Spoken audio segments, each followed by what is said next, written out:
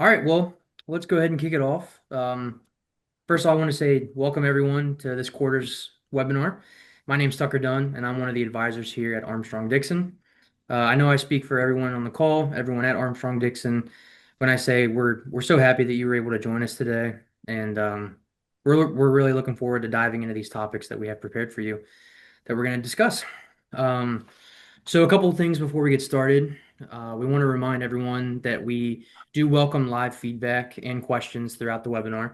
So if at any time you have a question, you want to discuss something, you want to make a point, feel free to, you can email Julie at our office, and she's monitoring the live stream. She can get questions and she'll relay them to me. You can email Julie's email is jlong, so JLONG at armstrongdixon.com. And if you're watching the webinar and you're having any connectivity issues or anything like that, we recommend fully exiting and then re-entering the webinar. That should kind of help clear everything up.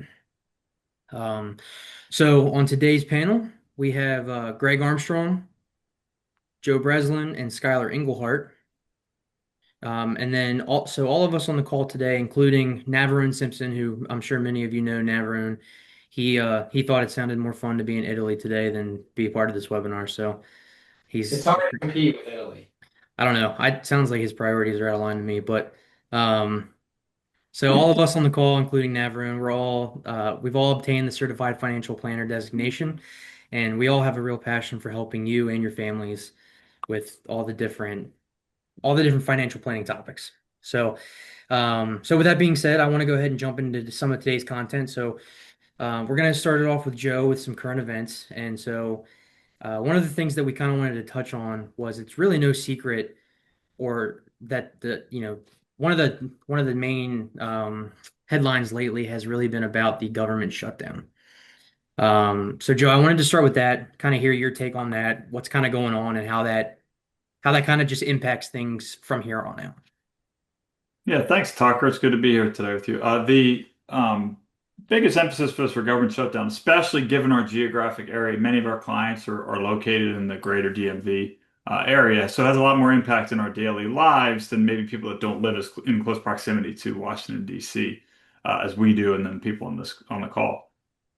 When we saw a lot of big changes happening earlier this year, I had a participant in a 401k plan call me, and he was very concerned, and he wanted to make sure he didn't own USAID in his portfolio. And it was a question that I was not expecting to receive because I really didn't think people thought that way. I thought they had a better understanding of what they own in the portfolio. So I did have to kind of meet the moment with the individual and explain that, hey, there's one thing to be concerned about changes in the government agencies, but this isn't something that you own in your financial portfolio, right? You don't own the FBI, you don't own the USAID of doing that. So I think really there was two messages that I thought of from that conversation. Is one, the importance of knowing what you own. And I don't fault this individual, and I'm glad he called me and asked the question. But how I think about that is, do you understand what you own in the portfolio? And if you don't, like, take the time to schedule a call with Tucker, Skylar, Greg, Nav, one of us, and we're happy to kind of walk through that and help you understand, hey, underneath the hood of these funds, you own real businesses that provide real products and services. So, we've seen the government now shut down for, I think, maybe 2 weeks now. That really doesn't impact how we think about things as investors. So setting aside sort of, hey, maybe my neighbor lost their job or they're furloughed or that type of thing. But as far as investors, when you pop open the hood of the investments most of us have, they're companies that we do business with day in and day out. And it's not going to change whether or not the government is shut down or whether there's a war going on in the Middle East or there's peace in the Middle East or whatever the situation is. The companies that we own are going to continue to sell products and services. And by owning businesses and being investors in them, you're likely to benefit over long terms, irrespective of what's happening in Washington, be it a shutdown or be it tariffs or whatever the news story is of the day. Skylar, have you been getting a lot of questions about government shutdown? People are have been asking me, and it seems like it's the new norm because we shut down, and then there gets extension after extension after extension. and a lot of opinions on Congress being sequestered and making them come up with a decision before so they can get everything sorted out, and knowing people in the area that are employed by the government who have been affected, it's definitely something that is close to home. Yeah, and I look at this from maybe address maybe a different angle from a personal financial planning standpoint. If you have a job employed by the government and are part of the furloughs or being laid off, etc., I can equate that to, okay, let's look at your personal financial situation and stress test your cash flow analysis if you lose your job for 6 months, for a year, for 2 years, for early retirement, and you don't have an earned income moving forward. What does that do to your overall financial picture? What changes should be made now, or what changes should be made if you lose your job or have to go part time, or your income gets decreased, etc. So from a personal side, if you are employed by the government and are looking at losing your job or already have or concerned about it, recommendation would be let's look at cash flow analysis that we've spent time on and have reviewed in the past, and let's put in that factor of earned income going away or being cut or just being delayed till you look for a different job. So that's just one thing that you can control, where we can't control Congress and whether the government is going to fully open, whether they get a deal or when. We can't control that. So let's control what we have the ability to. Look at your personal plan, stress test it about losing a job, and see what decisions need to be made or alterations to your plan to prepare for a potential job loss, or if you have already unfortunately lost your job. I was listening to a podcast this morning, and Nick Murray was on it, who's one of my favorite financial authors. Everybody on the four of you nod your heads because I talk about him all the time. But he came into business in the late 60s, and he talked about the early 70s when we had very high inflation, we had oil embargo, um, big stock market decline, recession in the early 70s. And that was kind of when he came into the business of doing that. And the comment he made is that crises end. Like that was the lesson he learned from that. You can't see it like at the time how they end, but going back through that 50 years of history, really take it back even 100 years of history, is whatever the crisis is, there's always going to be something. We start off this webinar where Tucker, you're going to say, hey, here's the current event, what's going on. I don't know what it's going to be next month. I didn't know it was going to be a shutdown this month, right? So it's always going to be something. But the thing that we learn throughout history is these crises, they end, they get resolved. The government's not going to be shut down forever. Like that's not going to be the outcome of this. It'll get resolved one way or another. And then historically, we will look back on those, whether it's recessions or pandemics or wars or whatever the event is or the crisis is. When they end, it sort of becomes an obvious in hindsight how they end, and those end up being good opportunities for investors to essentially stick with their plan, which is what Greg is espousing, and I completely agree with him. Of hey, we've already done the planning, we've already done the work. Maybe we need to revisit, like almost like another dose of it, but fundamentally, you're not making changes to that. Yeah. Yeah. Yeah, that makes sense. I think it's worthwhile to kind of to look at it and zoom out and take that overhead picture of, okay, well, this is going on this week, this is going on this month, this is going on this year. But, if you're really looking at it from the 1,000 feet, 10,000 foot, 20,000 foot view, whatever it might be, then you kind of just stick the course and, you know, everything kind of that's kind of the mindset to take about it. So I mean, you kind of touched on a couple of the different things that are going on. I mean, the interest rates, the tariffs, they're all just kind of things that are going on. Do you have any comments you'd like to make on those or? Yeah, sort of to what you're saying, Tucker, is the perspective. I had my wife and I brought our fourth child into the world in March of this year, so I took some time off in March, and I came back to work April 1st, which then, hey, congratulations, you're back to work. It's now Liberation Day, and the stock market's going to decline 6% in a day and 20% in a week.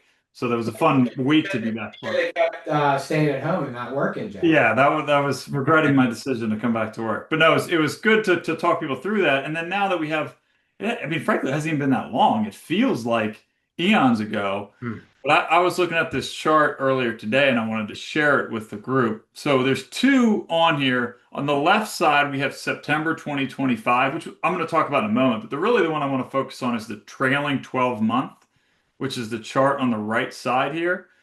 And what that's going to list is each of the major stock market indices and their performance over the last 12 months. So what I was just referencing in April, it's pretty easy to see sort of this dramatic decline. And I think in that moment, it's like everyone was scrambling, figuring out how to be like a trade expert on imports and exports and like figure out what tariff was going to be on which good and that type of thing.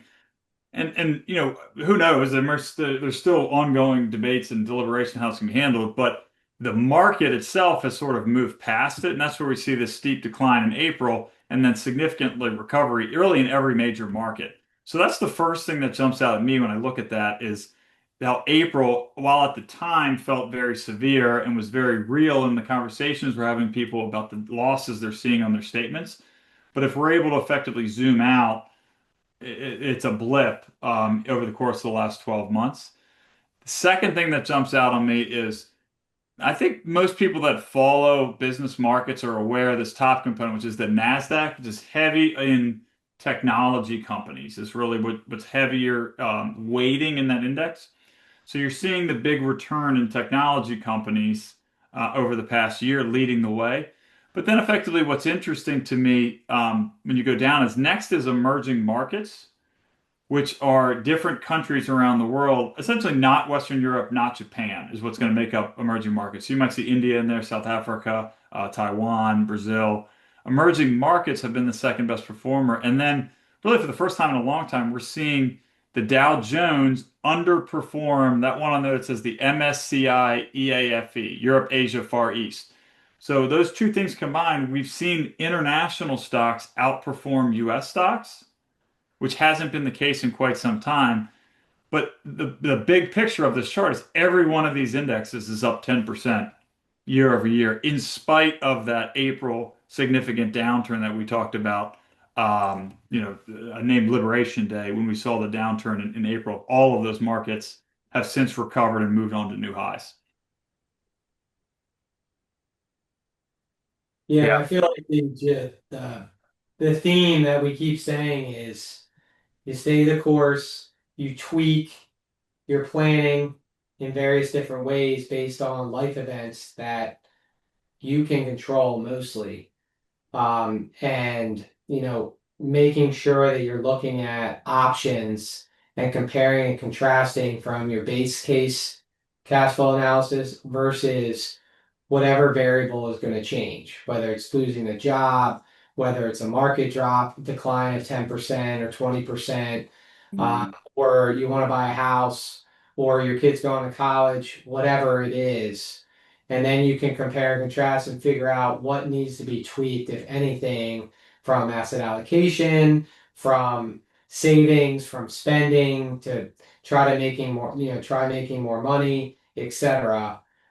So ask us the question, and if it's helpful, we'll show you your specific situation, compare and contrast, just to know that you're going to be okay. Yeah, I think that definitely helps, provides a layer of comfort, especially in all these volatile times. Kind of going back to what you were saying, Joe, about the drop in April. You've said it on a couple of calls that I've been on with you, and I like the way you phrase it. Like if you were to go to bed in February or March and wake up in September, you would basically not know any of that happened, which I think it's interesting and honestly, sleeping for a few months sounds pretty good. I don't know about you guys, but Rip Van Winkle over here. yeah, right. Yeah, the more predictable to I think this is Tucker, your point is also the same as similar to Greg's, is the longer the time horizon we're looking at, the more predictable markets become, right? Hmm. So like the future is not guaranteed of what that will be. But when we look at longer periods of time historically, they tend to cluster around the same results. Shorter periods of time, wide dispersion. So I don't have any idea what the market's going to do, this hour while we're on this call, right? Or this day or this week or this month or this quarter. But the longer we're looking at, or the periods of time when the duration increases, it tends to become more predictable. And to Greg's point, that's effectively how you plan around that. And then you can focus on the inputs you can control, which is, hey, maybe in April of this year, you don't want to look at your statements because it's no fun to see that. But I'm going to really, really, really talk you out of stopping your 401k contributions, right? Or Hmm. making a change that's going to dramatically impact it on something you can control because you're Right. not going to be able to control, geopolitics or what the Federal Reserve is going to do. But you can focus on, what you're saving each month, what you're spending each month to a degree. Yeah, Sure. and Yeah. the performance numbers that we were looking at were year to date. But if we were looking at the bottom of where things were at the end of March and April of earlier this year, your return would be even better. So stopping your retirement plan contributions during a downturn is like one of the most missed opportunities for folks that have taken that step. Yep. Yep. Yeah, and I think the Tucker, the line you're saying of what I talk about going to bed on that is my favorite right now is to go back and look, 5 years on Mhm. those reviews because we say in these meetings, and I think intellectually most people have read that like, okay, stocks are going to make about 10% per year. But then they're naturally going to be like, well, but that's if nothing bad happens. But it's like if we look back at most portfolios and what the markets did in the last 5 years, it's like we've seen a pandemic through that. We've seen two extremely contentious presidential elections through that. We've seen riots in city streets. We've seen riots in the Capitol in DC. We have wars in the Middle East. We got a war in Asia. We had the highest inflation since the 70s. Like all of these things happen. But if you went to bed 5 years ago and woke up today, you're like, oh yeah, I read in a textbook markets make 10% per year. I guess nothing happened over that period of time. Right. You zoom And out. and that's what businesses tend to do is climb that wall of worry. Like there will always be a crisis or a government shutdown or whatever the thing is, but that's when businesses are generating value for their investors. Right. Yeah. And So, and oh, did you have something, Sky? I was going to say markets have been up, but another one, Joe, would be gold and silver has Hmm. been trending up as well. Gold, yeah. I mean, I actually here's a nice picture of this to illustrate it, Skylar. So here's, the price of gold. It's actually higher since then because this is a month-end report, so it's higher since that point. So we see a dramatic increase in the price of gold. And what is interesting to me about this gold, and I think you mentioned silver, another conversation we're getting from clients now is cryptocurrency, is in all walks of life, people tend to be attracted to lower prices because they perceive higher value. But when we see a high price in gold, that's when more people are asking us, hey, should we be investing in gold? It's almost like the inverse of that of true when we think about investing. Greg's smiling. I think you've probably experienced this too. Is that right? It is, and then I think about the reverse is we get calls, hey, I need some life insurance because I just got diagnosed with cancer. It's Yeah. like, well, should have addressed that before that diagnosis, and it's almost, oh, now it's in the news. And I kind of think to myself and have voiced this is it's almost too late. If you're hearing the talk, and I remember back, I don't know how, I guess it's 5 years ago or so, I'm in Trader Joe's, and the people that are restocking the freezer section are talking about their Coinbase accounts. So at that time, there was a bubble occurring, and it did pop, and then now we're building back up again. But, you have to be careful if you're hearing it everywhere. It's almost you got to be careful of being too late to the party with too much of your balance sheet or cash, etc. We have to make sure that we're looking at the downside and historical and then future projections before making that decision. Right. No, it's really interesting when you start hammering down into the details of all that stuff. I'm sure the four of us could probably sit here for we could probably have daily webinars on this stuff and we would probably all be able to have plenty to say and talk about it every day. But I do want to move We on. would have no one listening because they'd be bored of it, you know?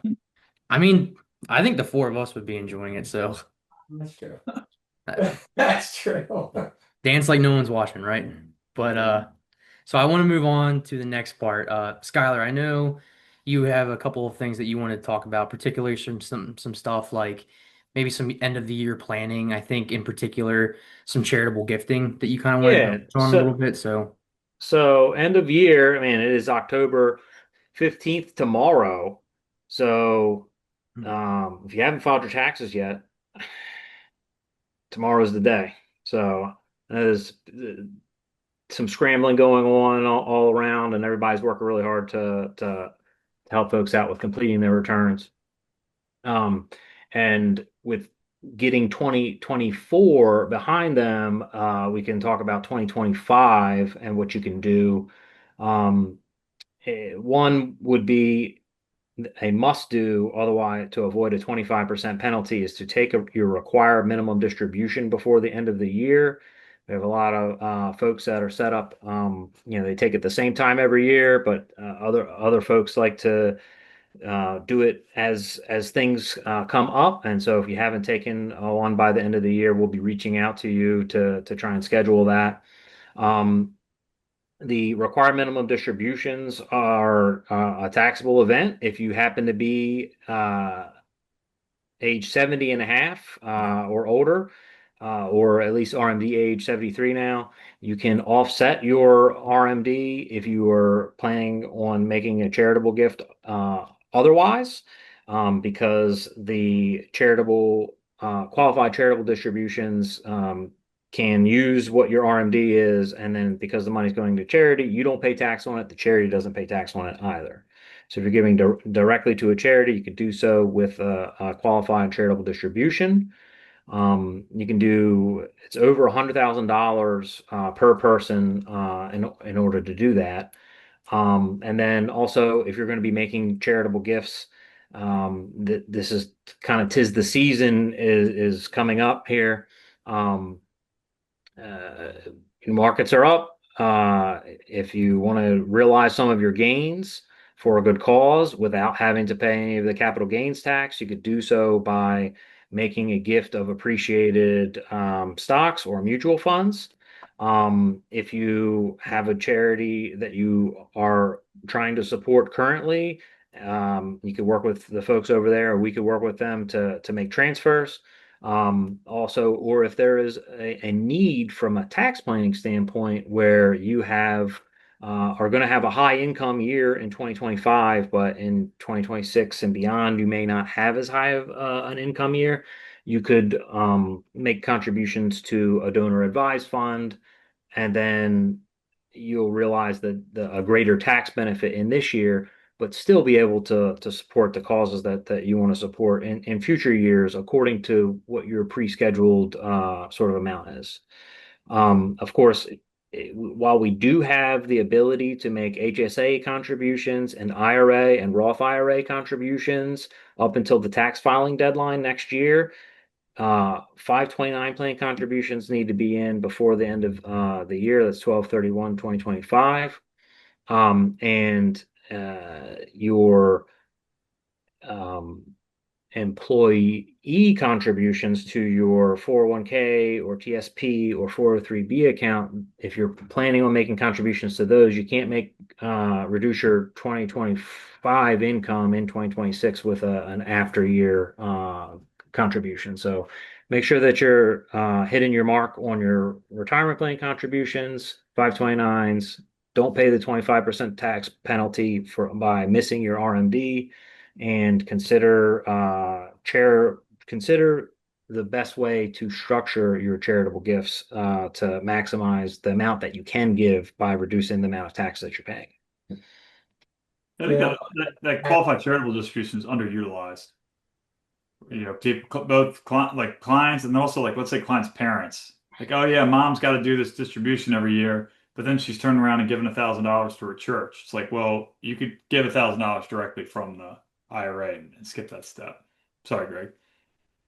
No, that I mean that's a good add-on. And then I want to mention annual exclusion gifts on the estate planning side. That also you have to get in during the calendar year before 12/31. And then it's a use it or lose it. So if you miss that deadline, you can't make that annual exclusion gift 1/1 or later for 2025. So that's another end of the year deadline to be aware of. Cool. Thanks, guys. Yeah, I mean, I had a couple ideas of some of the things that to keep in mind as we get towards the end of the year, but I think you guys took those all away. So good job We hitting all still the points. Yeah, we're probably going to get, depending on what you own, but capital gains distributions is another part of this season. So, if you'd like, hop on any of our calendars and talk about if you own funds that are going to be paying out distributions. I did start to see some of those come through. It's a little early. Usually we see those November, December. But if you have mutual funds that you've held for a long period of time, a lot of embedded gains in there, those tend to be paid out at the end of the year. That also can be confusing too, because it feels like it's a dividend, but it's not. So sometimes a refresher on like, hey, what's exactly happening with a capital gains distribution? Those are some common conversations that I may get towards the end of the year, which then often leads to like, well, how can we be more tax efficient with our investing? And I think what you're seeing within our firm and across, I mean, the numbers back this up for sure, across the whole industry is a move towards ETFs or exchange traded funds for the tax efficient nature of how those are structured as opposed to mutual funds. So this evolution has been going on for decades, but if you've owned a mutual fund for 10 years, you might have a significant gain. So it's not so easy to switch from mutual fund to ETF. Yeah, if you have 100% gain in your mutual fund, if you sold it to avoid a 10% gain distribution, then you're, realizing more taxes. And ETFs have been popular, and they have traditionally been more of an index style. But over in 2024 and in 2025, there's been lots of newer additions of actively managed ETFs as well, which have the same tax efficient strategy but may not follow indexes directly. Yeah. Right. We've been doing tax loss harvesting throughout the year to the extent we can. But in a year like I showed you before, when basically every market's up double digits, there's not going to be a lot of losses to harvest unless there's individual stocks in there that have underperformed significantly in the market. There hasn't been as many opportunities to do that. And in some cases, we're seeing tax gain harvesting, which is sort of the inverse of that. Like maybe you're in a temporarily in a lower income tax bracket because you changed jobs or you retired, or the other end of the spectrum, maybe it's a 20, your child's 20 something and has a stock in their name. They can sell the stock and harvest the gains while they're in a 0% or very low income tax situations to do that. So this is the type of year we start to do a lot of planning. And I think actually we're going to have a CPA join us later in the call, Dan Thrailkill, to talk about some of the changes that have gone into place for next year of what we're going to see. But a lot of what Skylar you're talking about, charitable giving, that's going to come up for everybody to do. QCDs, giving stock, that's really a great way to do that. I try to counsel clients like stop doing checkbook charity. So that when you go to take a pen and start to write in your checkbook to do that, stop and think of us, not because we want your money, but because there's a smarter way to give. And that's usually either the qualified charitable distribution or, hey, that stock that's run up in value substantially since we bought it, let's give that away instead of putting pen to paper and writing a check. That's going to be common as we get near the end of the year. And then some of these other strategies to say, okay, how do I lessen the tax burden on me before I file at the end of the year? Mhm. Yeah, that definitely makes sense. Well, I think to kind of piggyback off of what Joe was saying with having a CPA join us here on the call and talking about making smart tax decisions. Greg, I think were you going to talk a little bit about taxes and planning a little bit? And I think our CPA Dan's going to hop on here in a little bit, but I don't know if you had a few things you wanted to share before. Sure. This is the survey. So the CFP board, us being certified financial planners, um, they did a survey at the beginning of the year, and as we transition to changes in tax law, This survey basically went out to CFP clients. So if you're a CFP, your client, so all of you on this webinar that are clients of ours would have been part of this survey. So the top three, they asked for the top three concerns about tax law changes: retirement account taxation, okay, difference between Roth and traditional, um, catch-up contributions, etc., was the number one concern that clients have with tax law changes and how it would actually affect their personal situation. Current income tax exposure. So, Joe, you kind of indirectly mentioned, did you retire? Did you, do you have a kid in a low tax bracket? So, what is your exposure when you go to harvest gains or decide to make a larger charitable contribution at that time? So, this survey was interesting as a segue to Dan, who just hopped on, of what is on clients' minds. And we want to encourage you, if it does come, part of your thought process, you're having nightmares about it, whatever it is, let us know. We can get you the answer, we can talk through it, or we'll leverage your specific CPA relationship that you have to see how it impacts everything in your personal situation. So, Dan, welcome. Thanks for coming. Thanks for Uh, having me. I do have to say that this is October 14th, and you know that you have a good CPA that's going to come on here and not be rushing Only for you around guys. filing tax Only returns. for you guys. We really appreciate it.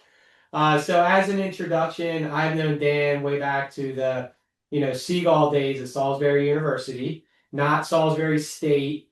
We have a more profound diploma because it says Salisbury University, right, instead of Salisbury State. Fancy. So I had the pleasure of sharing a soccer field with him after college.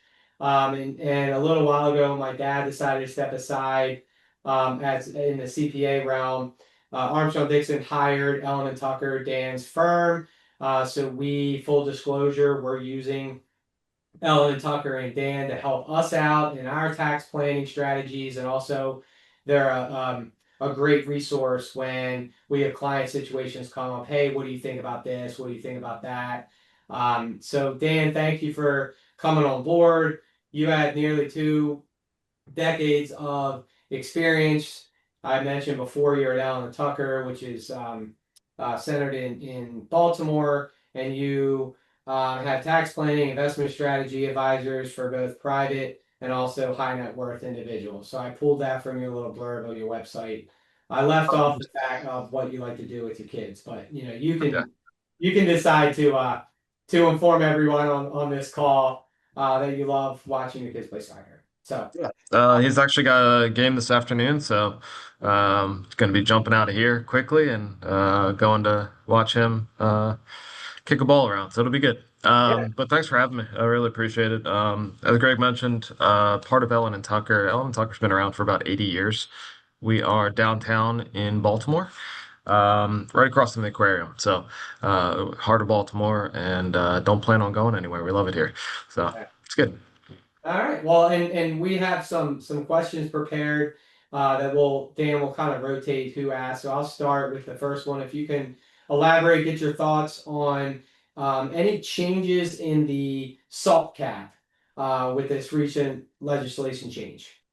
Yeah, so this is actually one of the big things that will impact a lot of people. I guess it's helpful to go back a little bit as to what the salt cap is. And the big thing for itemized deduction filers is for the past, I don't know, about 8 years, you've been able to deduct up to $10,000 on your tax return. So reduce your tax liability and taxable income by 10 grand. Where this is interesting is, let's say you paid 20 grand in real estate and another 30 grand in state withholdings. $50,000, the IRS was nice enough to say, good, we'll give you 10 and only 10. Under the new law, that new ceiling is $40,000. So instead of giving you the 10, you can get 40 grand of a deduction. Now there is a phase out of that. So the high income individuals are going to start phasing out around $500,000. So, if you are fortunate enough to make that kind of money, you are unfortunate enough to lose some of the tax deduction. So, just be aware and talk to your accountants if there is, if you're having a great year and you're making a lot of money, there is going to be a slight reduction in that, and it phases out completely at 600,000. Dan, are we talking about these changes? So we have a lot of Maryland residents on this call who, if they own a home and work, they're going to be at that limit. Are these changes for 2025, or should they be thinking about this for next year? This is 25 change. This is the retroactive change for this. And some of the other stuff we'll talk about is 2026 and beyond. And with the Maryland residency, there's also a Maryland law change that I can talk about a little bit as well. That is not very widely known. They kind of snuck it under the radar, which was nice of them to do. Okay. For the Maryland residents, yeah, there's going to be other things to consider as well. But it's a good point, Joe. So most people that are working, you're saying, are going to have an increase of tax deduction of about $30,000, provided that between their property taxes and their income taxes, they're paying for up to $40,000 of tax that they can 40 get. grand. So before we were losing that $30,000 delta, and now we actually get the benefit of it. So it's a good thing. So, 30 grand times whatever tax rate you're at, it's real savings. But it also gets back to the point of some planning towards the end of the year. So let's say you're not at that $40,000 cap, but you know you're going to owe money to Maryland in April. You might want to prepay it by the end of the year so you get that full benefit, Mm. right? So let's say you've only paid in 30 grand, but you're going to owe Maryland 10. You might as well pay them by the end of the year versus pay them in April, and at least you get a $10,000 federal benefit. Sure. Well, So for uh, estimated taxes, or if you're regularly coming up and having to owe the state of Maryland Correct.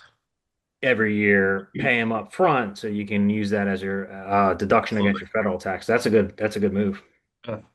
Dan, so you mentioned the kids on the soccer field later. I got the same thing going on tonight with mine. How are you thinking about, or how are you advising clients to think about 529s with some of the changes that we saw? Or were there any changes that we should be aware of from that Yeah, legislation this year? so it really impacted. There's a broader use of it, so you can use it for a little bit more things than normal. But the big impact was to those who are paying for private school. You can actually now use $20,000 instead of the old $10,000 per child. So if you have, kids that are in expensive private schools and you're funding it, you can now use 20 grand a year out of that 529 plan, should you have it, to fund the private school stuff. And I think we need Which to petition Maryland to increase it to what, like 50 grand, so then it covers these Baltimore City private school tuition I bills. don't know anymore. It's crazy. They're That not was having Boulder any. Business Journal on my desk, Greg. Boulder Business Journal, the list of the tuition expenses for it. I was just looking at it this morning. Better save Yeah, it. don't How do about that. Dan? How about grandparents? Because we have grandparents in the call. Can they contribute to 529s for They certainly grandkids can. that are doing this? Yeah, they certainly can. And so that's one of those, we look at it from a gifting perspective of transitional wealth and hey, why don't we fund the 529 because we know our grandkids are going to be smart enough to go to college and private schools one day, and they're going to need it. So it's good because the 529 aspect of it is not just for the Maryland deduction if you use the T row price or Alaska. You get the Maryland subtraction on your income. It's great. It's, a couple $100 every year. But the big thing is that money grows tax free as well. So when these guys do their job well, which I know they will, that $2,000 that you put in 18 years later becomes 20, 30,000. You don't pay tax along the way. And when it comes out, it's, tax free as well, as long as it goes to the right funds, then the right university. Yeah, good. It's good multi-generational planning. We had brought up charities in the past, in previous conversations on this webinar. So, have the charitable deduction laws changed at all with this recent legislation?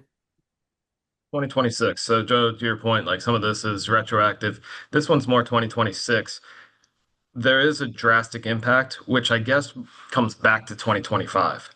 So and I'll focus on the individual side of things, but there's a new floor if you're an itemized deduction. So similar to medical deductions, you didn't really get much of a benefit if it was under 7.5% of your total income. Well, they kind of put something in similar for charity that if it is not over 0.5% of your total income, you don't get any benefit there. That's in 2026. They also put a cap on it on the high side of things. So those who are fortunate enough to be in the 37% tax bracket, they're saying that's great, but we're only going to give you up to 35% of charitable deductions of your. So you're basically losing 2% off the top of that benefit. So while that's in 2026, it may make more sense to look at it from 2025. If you've had a great year, you're in that 37% tax bracket. What if you deduct it this year? You don't lose that 2% benefit. So that's where we start looking at, donor advised funds, and those types of things so that we can pre-fund it, but we don't necessarily have to give all the money to the charity day one. We can spread it out over time. Again, that money grows tax free. It's in a separate kind of trust, and you say, "Hey, I want it to go to this charity or that charity," and you can spread it out over time. And you hope that it grows over time as well. So the benefit is big. So it's worthwhile to have the discussion this year versus next. Uh, and that's for if you're in the 37% tax bracket, but because they're setting this floor at a 0.5% of your income, you may want to combine multiple years of contributions to you can hit that half of percent in order to maybe do, I guess this is a chunking strategy where you make larger contributions in alternating years every so often to be able to get the deduction for it. The other thing is for those who are not itemizing, still keep track of your charity. Because next year there's actually an above the line deduction, $1,000 for single filers, 2,000 for married. So for years, nobody's really been providing that because they've used the standard deduction. It's nice and high. Well, to kind of make up for the itemized piece of it, they're saying, okay, those who are using the standard deduction, we still want to have a benefit to the charities and still not, cut the legs out from them. So how about we allow up to $1,000 for each individual, essentially, filing a return. So it's worthwhile to keep track of those receipts. You're gonna start getting those Goodwill receipts again, those like blue coupons that Oh you got yeah, forever, and then with stop getting them. They start absolutely showing up. zero information on it. It's great. Yeah. They're You're back. lucky if the guy or girl at Goodwill actually puts the date on it. Yeah, that never happens. Yeah. Yeah. So, so one of the other ones that I know, I think got a lot of press, but I have a hard time when I'm reading articles about it, like how this loan interest thing works. Because it seems like to me you got to be left-handed and born on a Wednesday and buy the car in Des Moines for it to qualify. Like, well, how do you have to Accurate. No, qualify for this that's the interest technical deduction? law to it. Yeah, that's great. You got it. Yeah. Nailed All it. right, moving on. Yeah. It's one of those things that, yes, it is complex. When you look at it, it sounds great off the cuff of, hey, we can deduct up to $10,000 of auto interest. We all know that cars are way overpriced and expensive nowadays. So how to qualify for it? It's got to be your personal use car, so you can't buy through the business.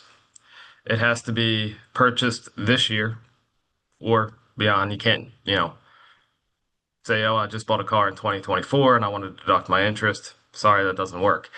You're going to have to disclose your VIN number on it so they can actually match and say that you did buy a car. Um, all those things, fine, makes sense. The tough part is it has to be final assembled in the US. What does that mean? I don't have a clue.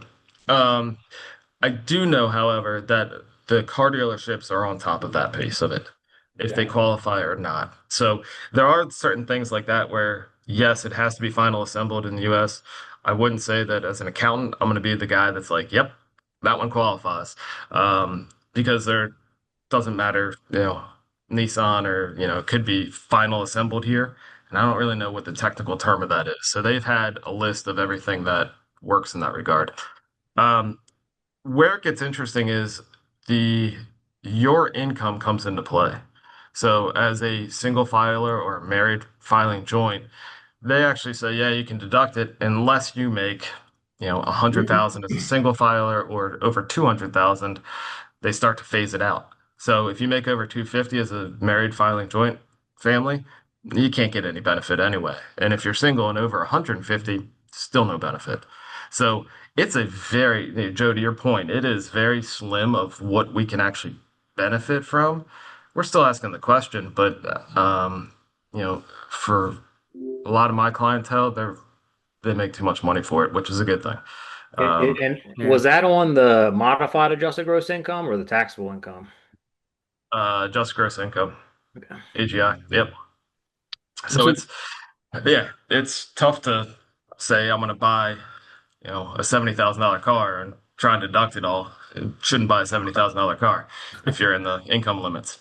Right. But it's like when you go to the bank when you're buying a house and they qualify you for a house 10 times yeah, what you should probably buy. But yeah, that but the bank that's told when me we I call can't. you guys to say, is this a good idea? And that's fine for you to say that's a terrible idea. So it's good.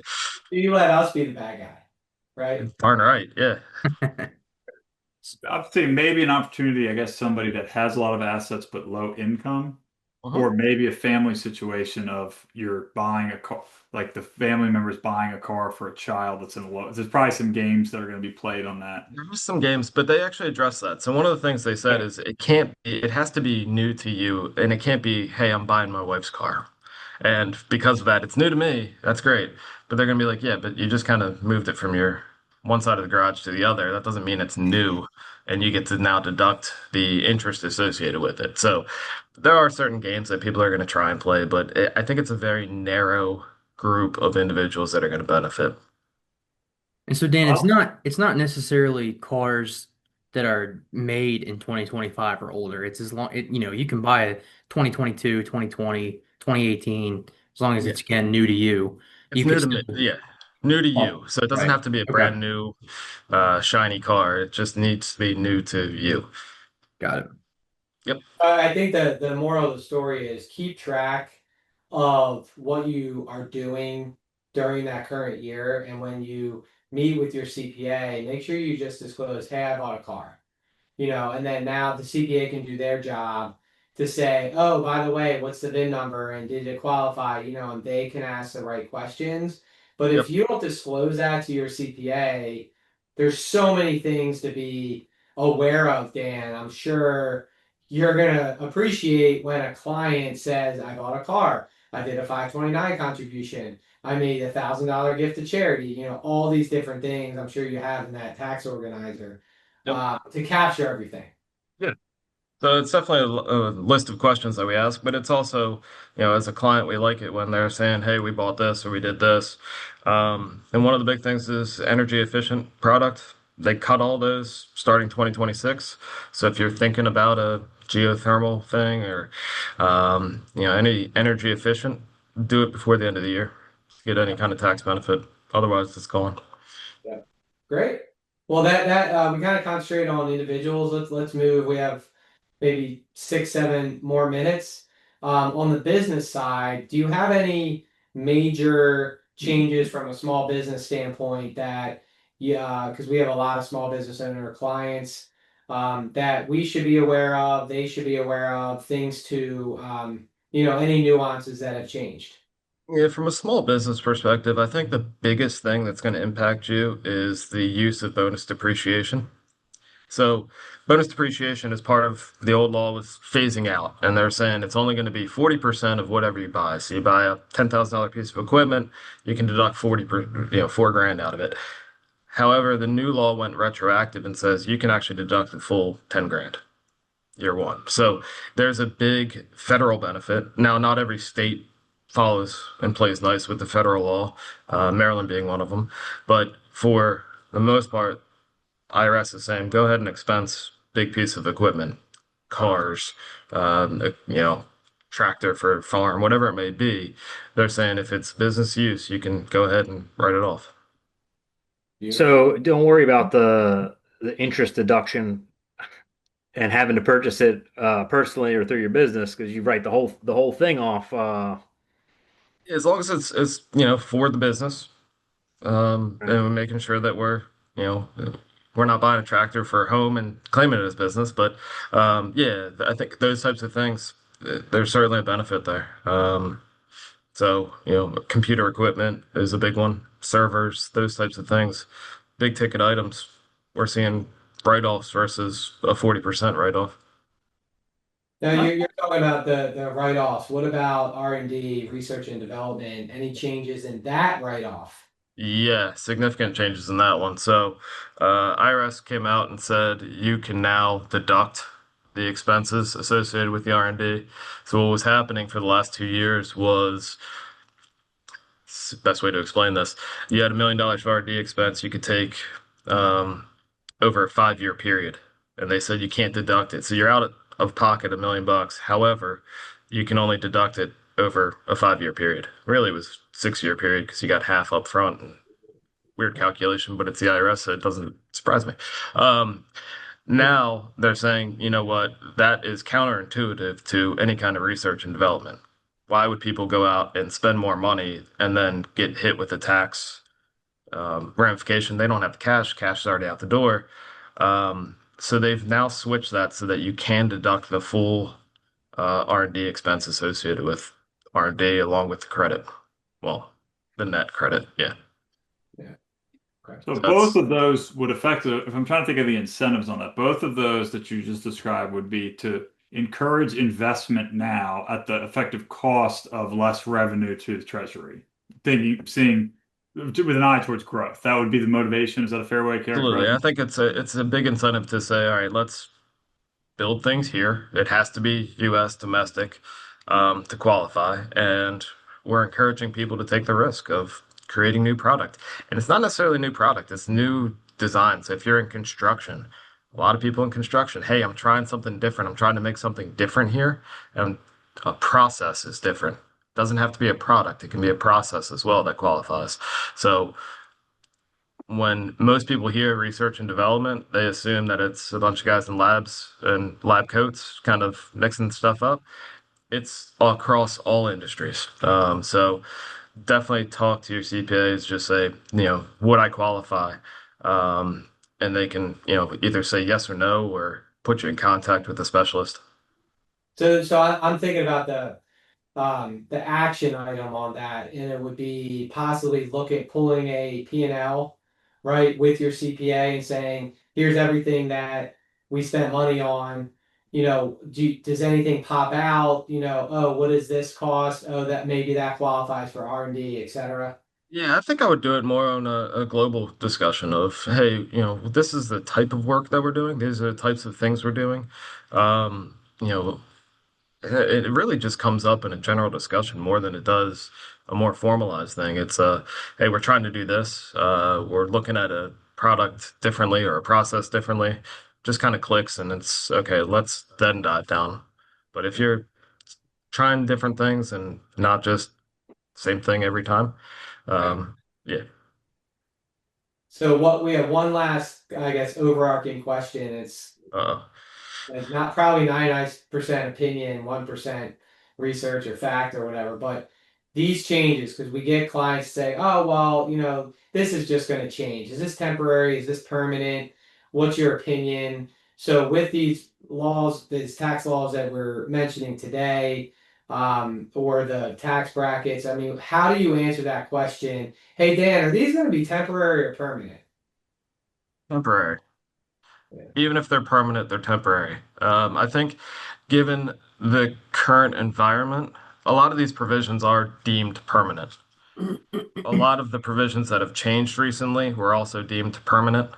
So it's permanent until it's not, is essentially what I keep saying, is that yes, there are certain benefits. Bonus depreciation is permanent. The next, you know, you know, Republican, Democrat may come in and say, I don't like this anymore, and it's no longer permanent, and they get rid of it.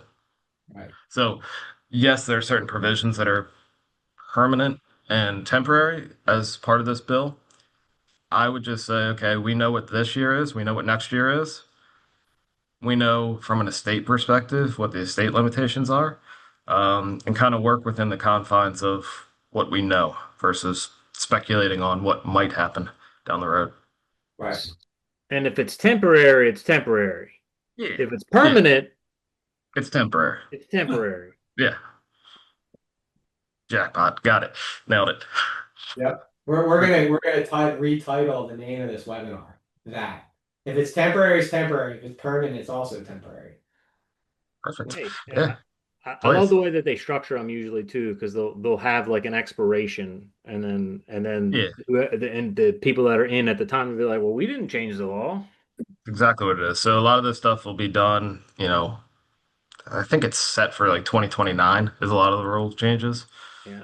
It'll change before then. Given recent history, it's a lot of law changes. So major law changes, the last big one was like 1986, and since then, since like 2012, there's been like 6 or 7 major law changes. So given recent history, I would assume that there's going to be significant changes even to what we have now. One change that I would like to bring up that we didn't ask about on the personal side, but I would feel embarrassed if we didn't, is catch-up contributions for high income earners to their retirement plans. It's a new limitation. Do you know how that works exactly? Yeah, so there's a whole bunch of new limitations, but the catch up for 401k, I guess is what you're kind of leaning towards. Yeah. We've always had a catch up, right? So over 50, there's been a $7,500 catch up. That is more significant now, but there's also a Roth component to it. So again, there's a lot of different things that are going to change in this. So to say yes, there's different components to the catch up, but there is significant benefit to those. That number has gone up. I don't know the exact number off the top of my head. Do you have Yeah. Well, by they chance? increased. I think they increased Yeah. the catch-up contribution amount. There's going to be a new 2026 number, but if you're age 60 to 63, you can do $11,250 instead of the standard 7,500. But there was a part about it with the Roth catch-up contribution is that if you make over $145,000 from that company, your Roth contribution has to be or I'm sorry, your catch-up contribution has to be made on a Roth basis. Yeah. So folks Correct. that were getting an additional deduction available to them, now they It's can no still save longer. it, but it's got to be Roth. Yeah. And when I think that came out with the Secure Act 2.0, but there's never been clarity on it. And I think next year is one more kind of like you're supposed to do it, but if you don't, then you're not gonna. Yeah, it's definitely, and it's one the individual side, but as a business owner, it's one of those things that you may not have a Roth 401k already set up. So you might want to talk to whoever administers your retirement plan to say, okay, these new laws are coming into play. How do we address it from the standpoint of compliance? So most of the time, as a business owner, you're a fiduciary of the plan, and so it's just good to get ahead of it. But yeah, Julie, to your point, it is going to be complex as far as what's deductible versus not, and administering it. But it's still savings for retirement. It's still a good thing in that regard. So it's just a matter of is it deductible now or after tax money that's going into it. Well, thank you so much. I really appreciate your take on all this. I'm happy to answer any other questions or give Greg a hard time. I'm always good for that. I Um, was gonna say we should probably tie it up, but if you're gonna give Greg a hard time, I got a few more minutes. But Yeah, I'm sure everyone no, listening at that time, no, right? all but good. uh, I can punch back. So yeah, but no, right. I think kind of like Greg said, we touched on just about all of our questions that we had for Dan. Any last second ones before we kind of wrap it up? I think we're All right. good. All right. Well, Dan, thank you so much for Of hopping course, on here. Everything, of course.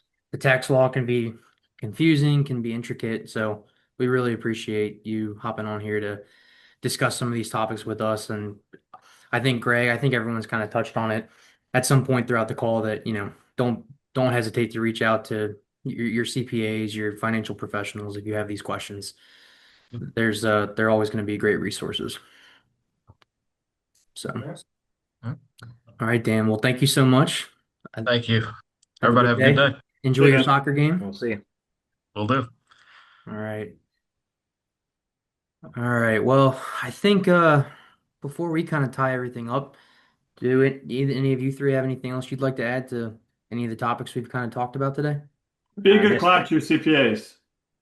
So I was going to ask if we had time is make sure your stuff is organized. It's a lot of changes that they are dealing with. And we have plenty of clients who every year come to us and say, hey, I want a new CPA. And it's like, realistically, you don't understand that the CPAs are managing a very challenging landscape with a lot of changes thrown at them year every year. So be a good client to your CPA, have your stuff in order would be the advice I would give for all clients as well as us, because we don't do our own taxes. We do work with seasoned professionals like Dan to help with that. Right. All right. Well, I'm going to throw this up here as well. Can everyone see my screen? Okay. That's showing up. All right. So I'm going to throw that up there, but kind of as we come to a conclusion here, I just want to say, as always, we're very thankful that everyone was able to hop on here and take an hour out of their day to hang out with us, listen to what we had to say, joining the webinar. We're very thankful for all of our clients, all of our families that make what we do possible and just continue to show confidence and faith in what we do and what we love to do every day. So thank you all. We hope we answered any of your questions. We're always available for any individual circumstances or any other one-on-one questions that you might have that you want to discuss with your primary advisors, Greg, Joe, your servicing advisors, Skylar, Navarone, myself. We'll be sending out an email with links directly to all the presenters' calendars. Um, you can follow up with us. You can schedule some time with us. In the meantime, we encourage you to go to our website's blog page to sign up for the newsletter. Once you're signed up, you'll receive a copy of this webinar when available and any other articles that hit our blog page. We also have been getting a little bit more involved on social media, some Instagram posts, stuff like that. So be sure to track us down, follow what we're doing. Um, let's see. And hard to believe, but that's this is Q4. So next time we talk to you guys, it'll be 2026. So thank you guys for being on the call today and having such great insight and topics to talk about.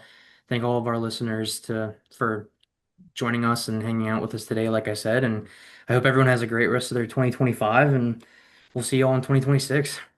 Thanks, Tucker. Thank you guys. See you, everybody. Bye bye.